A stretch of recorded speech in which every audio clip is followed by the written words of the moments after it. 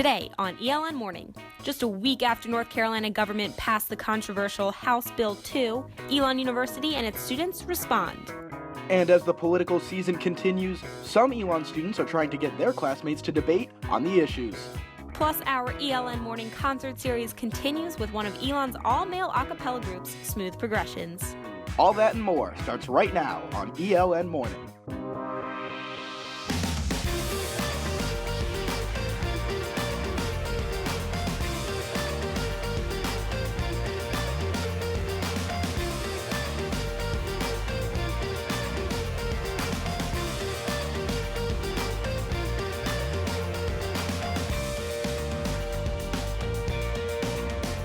Good morning, Elon. Thanks for starting your day in Studio A. I'm Caroline Hartshorn. And I'm Paula Blanc. Welcome back from spring break. We've got some tips to help your wallet recover from your break and do some deep spring cleaning. But first, let's take a look at what's making headlines across the nation. Connor Delpreet is here with this morning's newsreader. Good morning, Connor.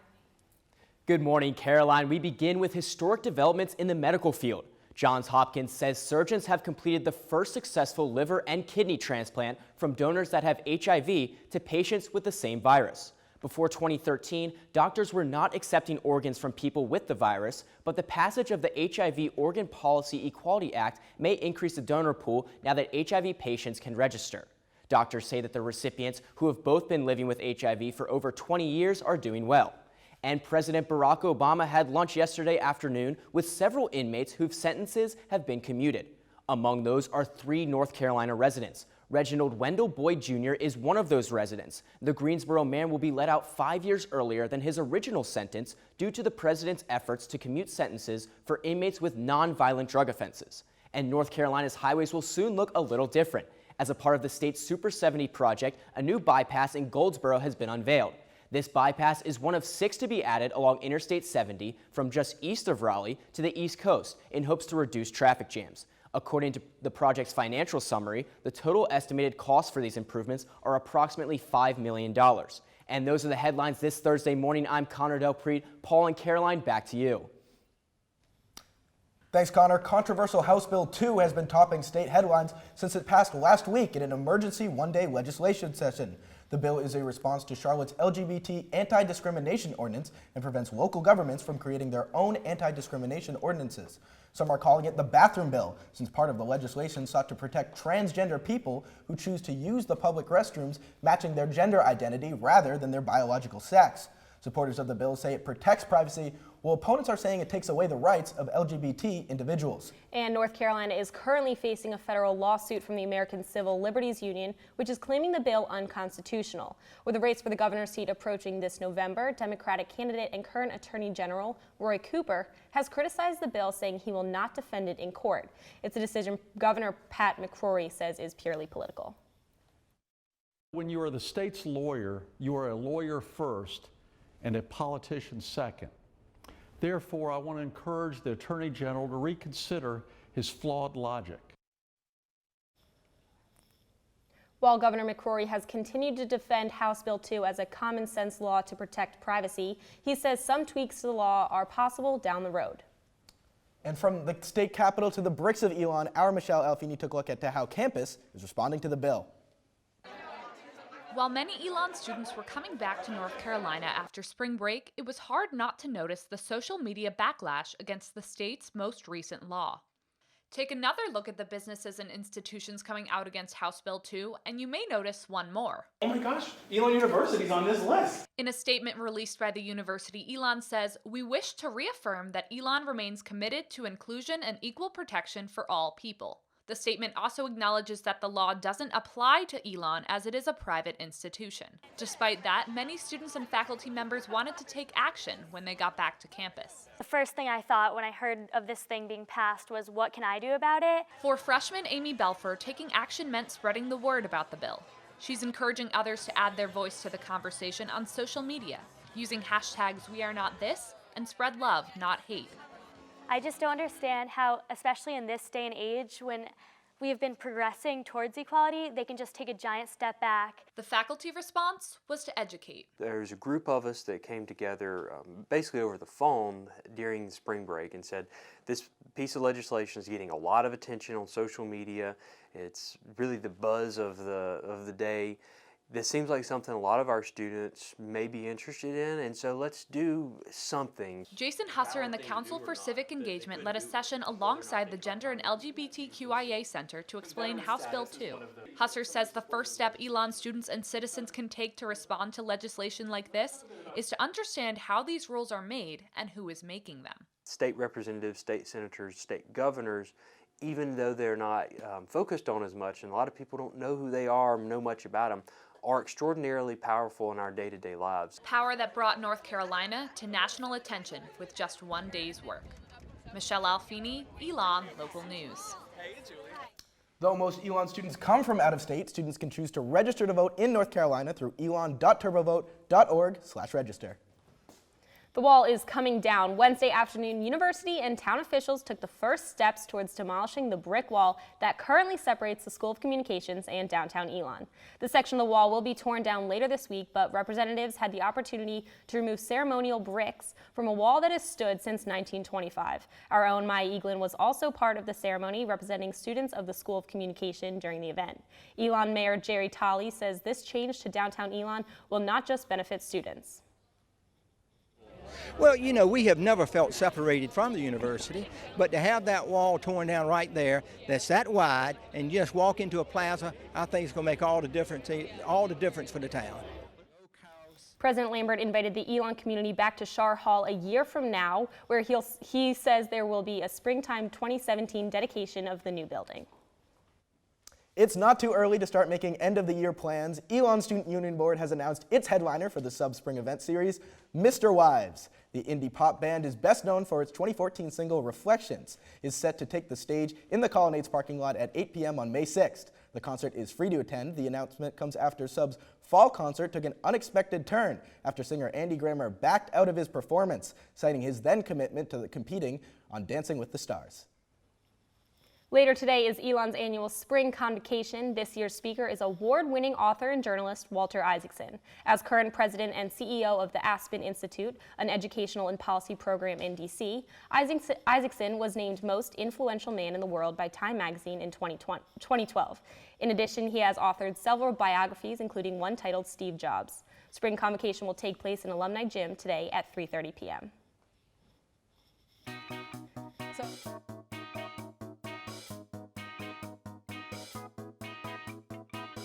Right, I mean, I was home in Boston for spring break. Snow. Not really spring break weather, right? So you come back It's been and great to be back, and it's a little warmer here.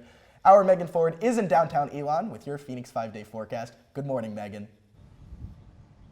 Thanks, Caroline and Paul. It's pretty cloudy out right now. Also, the wind's blowing pretty well right now, too. Luckily, the temperatures, it's not too cold. The temperature right now is in the 60s, and it is expected to get up into the 70s today. However, there is a chance of rain this afternoon, so if you're walking to and from class, I would definitely recommend bringing an umbrella or a rain jacket with you because it's not fun to get caught in the rain. Unfortunately, this seems to be foreshadowing the rest of the weekend, so let's go ahead and take a look at that Phoenix 5-day forecast. Now, Friday, the temperatures do look like it should be a hot day. The high is in the 80s, but you're seeing thunderstorms all morning, afternoon, and evening. I know FSL has a few organizations starting formal this weekend on Friday, so if you're looking for a great place to take pictures, I would recommend going somewhere indoors so that you don't get stuck in the rain. And these showers aren't supposed to stop until Saturday afternoon, so if you have any outdoor plans this weekend, I would recommend that you go inside. Good movie day. Now, Sunday, the high is going to be 63 and sunny, so you're finally going to get to see some sun. That goes into Monday with 73, and Tuesday, a low of 59 and clouds. So I would recommend bringing a jacket. Paul, back to you. Thanks, Megan. If election season has your head spinning, have no fear. Member of the Elon Politics Forum are joining us with resources to get you informed before you go to the polls.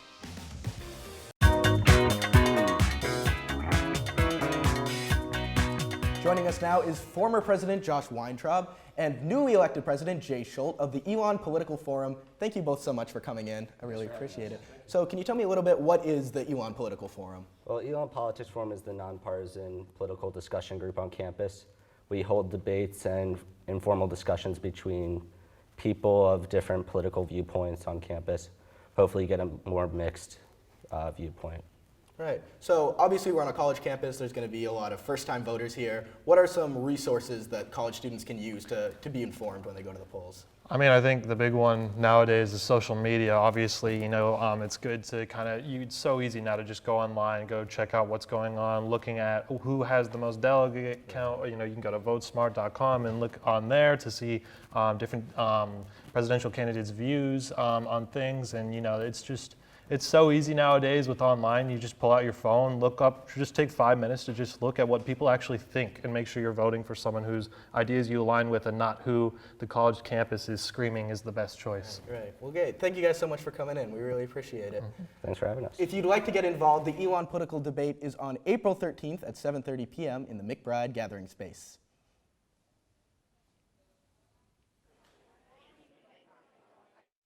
And studying abroad in the upcoming year, the Global Programs Fair is happening now. Joining us live from McKinnon Hall is Allie Dietz. Allie, what's going on this morning? Thanks, Paul. I'm live here in McKinnon Hall, where we're having the short-term programs fair, where you can learn all about the programs in winter term 2017 and fall 2016. I'm here with Mark Dahlhaus, studying director of USA. Hi. Hi, good morning.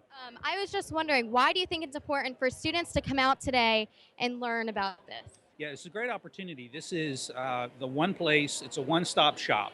There's all the information that you need to learn about global engagement opportunities within the United States and also around the world. So if you're looking for one place where all the information is, this is your opportunity. Okay. Thank you so much for talking to me. And for all students that want to apply to any programs, rolling period opens today and the final submission is due on September 1st. I'm Allie Dietz, live in McKinnon Hall, live with ELN Morning. Thanks. Back to you, Caroline. She's the First is a national organization with a local chapter right here on campus. The nonprofit organization is dedicated to raising money for scholarships to help women receive an education in third world countries.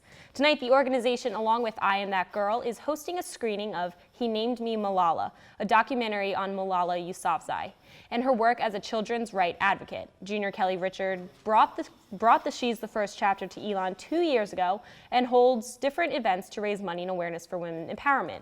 Richard's hope is to get our campus talking more about the education of girls. So I'm hoping that this will continue to ignite that fire of, no, this isn't okay, like girls need to be given more opportunities to go to school and that kind of stuff, and just having us as privileged college students thinking more about how lucky we are to be in the positions we are and how we can pay that forward.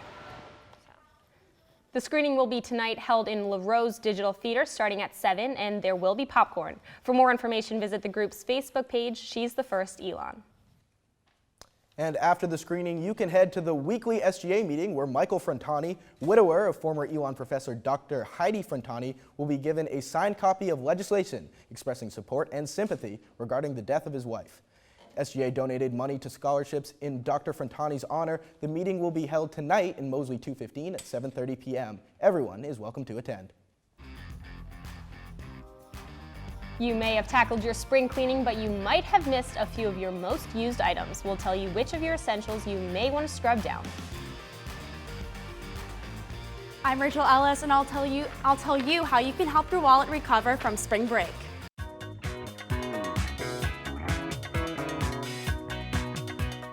Thursday does not just mean it's one day closer to the weekend, it also means it's time to throw it back in our Throwback Thursday segment. On this day in 1889, the Eiffel Tower officially opened in Paris. That means the Eiffel Tower is as old as Elon. The tower was originally intended to be a temporary monument, but city officials changed their minds due to its value as a radio telegraph station, which came in handy during World War I. And today is Bunsen Burner Day, celebrating the birthday of Robert Wilhelm Eberhard von Bunsen. He was a German scientist who invented the Bunsen burner, an item used in chemistry classes and laboratories all across the world, mainly for heating and sterilizing. Today, he would have been 205 years old. As you're settling back in from spring break, you may notice you have a little less cash. Our Rachel Ellis is here with tips to help you enjoy the rest of the school year on a budget. Good morning, Rachel. Spring break may have left you with an empty wallet and perhaps in need of some daily budgeting changes to get through the remainder of the semester, both on and off campus. Planning ahead is key. Instead of blowing through Phoenix cash and spending out-of-pocket money, make a grocery list with staple meal items to stock up your pantry to keep you full longer and able to resist money on snack foods on campus throughout the day. Take the bio bus to the grocery store when making the trip instead of guzzling through the gas faster. If you do go out to eat, avoid ordering soft drinks and order water. Not only is it better for you, but soft drinks can easily jack up the price of a quick lunch or a sit-down dinner. And if you're looking for a fun, inexpensive night out, look for restaurants that may have special weekly menu deals like Dollar Slice Night at Pandora's Pies. And if you're looking for something fun to do around the Burlington area, take a hike or bring a picnic to Cedar Rock Park and enjoy this beautiful spring weather. With this week's College Consumer, I'm Rachel Ellis. Now back to Paul and Caroline. Thanks, Rachel. During your spring cleaning, you likely take a look at your desk, closet, and car, but our Connor McCoy found some items you may forget to clean. Earbuds, water bottles, and toothbrushes are just some of the things that people use every day, but don't think to clean as often. Luckily, I have a few tips and tricks that you could use to give them the deep cleanse they deserve. Let's start with earbuds, something most college students never leave home without. It doesn't take much to clean and can help you prevent ear infections in the future. All you need is a little soap and water and a washcloth. Just dab the cloths with soap water and gently wipe the earpiece. Simple as that. Next up, your toothbrush. While you are supposed to change it every 3 to 4 months, I have a quick and easy way to save a few bucks. To kill all the bacteria that used to be in your mouth, you'll want some white vinegar and a cup. Just pour a couple of teaspoons of vinegar into the cup and place your toothbrush inside. Then let it sit for 30 minutes, and your toothbrush is bacteria-free. Before you put the vinegar away, pour some into your water bottle as well. Leave it to soak overnight and wash it out with soap and water in the morning. While you might only use it for water, this will help prevent bacteria and mold from building up. Now that all your most used items are clean, you can focus on more important things, like homework. Connor McCoy, Elon Local News.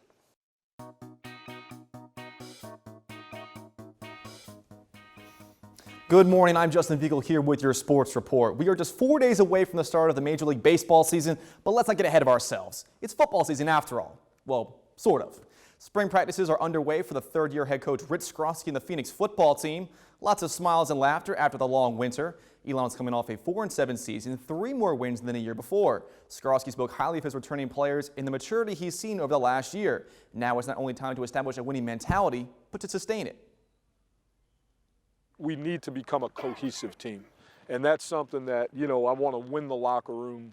We got to win games with the locker room, the mentality. And I really, Coach Horton, what the winter has been, seeing this first practice, what we had a team meeting last night, that cohesion, that team, it's really starting to show.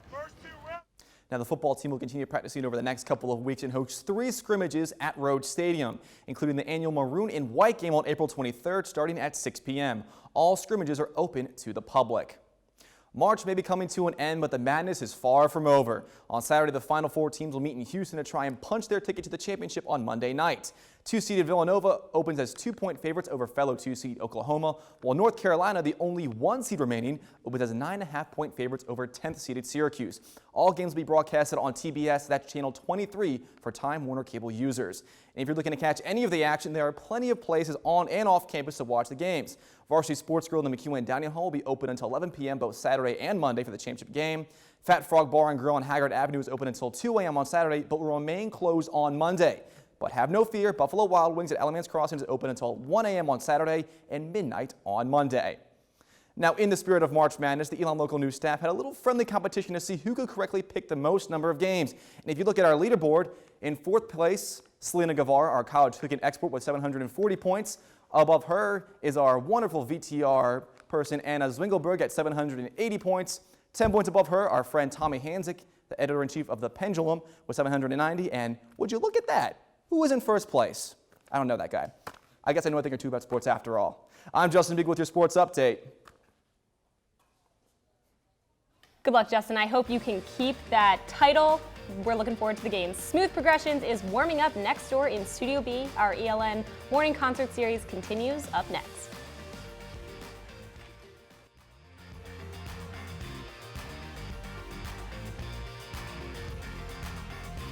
Welcome back to ELN Morning. We are here with Smooth Progressions. We have Junior President Garcian. So could you tell us just a little bit about how, as the youngest group of a cappella on Elon's campus, how have you found your voice? Well, we're a unique bunch of guys, and all these guys bring a very unique dynamic to this group, and we're just really blessed to have this opportunity. Addison Horner, one of our founding members, along with Gray Miller here, they're actually our last founding members, and they've really seen this group grown, and we're just really happy to be here and to have all these new people coming in, and it's just been really exciting for us. Great. So obviously, a cappella is huge at Elon. There's tons of different groups. What makes Smooth Progressions unique as opposed to other groups? Well, we're all goofballs, but at the same time, we love making music and we love creating and sharing our music. And although that's kind of the goal of every single a cappella group, we think that we bring something to Elon that none of the other groups bring, which is just our personalities. So what do you guys have coming up next? Like a concert coming up or anything like that? Yeah, so we actually have a single, our first single ever, coming out on iTunes on May 6th. Okay. And we actually, coincidentally, our spring concert is also on May 6th. Awesome. So, yeah. And what song are you guys singing for us today? Sunshine by Modest Yahoo. Awesome. All right, well, we can't wait. That Great, is our thanks show. so much. Be sure to tune in next week for a special guest on our concert series. And you can keep up with us online at elonlocalnews.com and follow us on Facebook and Twitter at ELN Morning. Now we'll leave and have Smooth Progressions play us out. Thank you guys and have a great day. Thanks, guys. Thank you. 1, 2, 3, 4. Sunshine.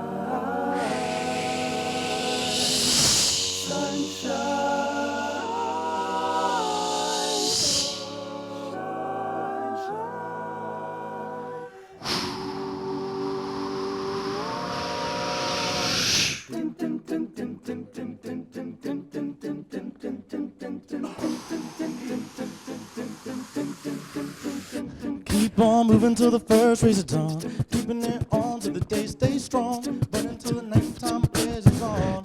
All along I keep singing my song. I said, this phase is always, sometimes I get so crazy, but just know that I always stay, 'cause you're my light through the haze. It's time for a champion, soothe the soul of the land, mend the heart from the sea and the sand, till the sun comes up again. It's time for a champion, soothe the soul of the land, mend the heart from the sea and the sand, till the sun comes up again. Reach for the sky, keep your eye on the prize, forever in my mind, be my golden sunshine. It's raining in your mind, so push them clouds aside, forever by my side, be my golden sunshine. When the sun set, I let myself down, found the ground beneath my feet gone. No more words were there to speak. On that day my song was born. Never meant to leave you all alone. Said I'd be a shelter from the storm. Now your clothes have all been torn. Kingdom sucked, attacked, and dethroned. It's time for a champion, soothe the soul of the land, mend the heart from the sea and the sand, till the sun comes up again. It's time for a champion, soothe the soul of the land, mend the heart from the sea and the sand, till the sun comes up again. Reach for the sky, keep your eye on the prize, forever in my mind, be my golden sunshine. It's raining in your mind, so push them clouds aside, forever by my side, be my golden sunshine. It's the weight of the world, you're on your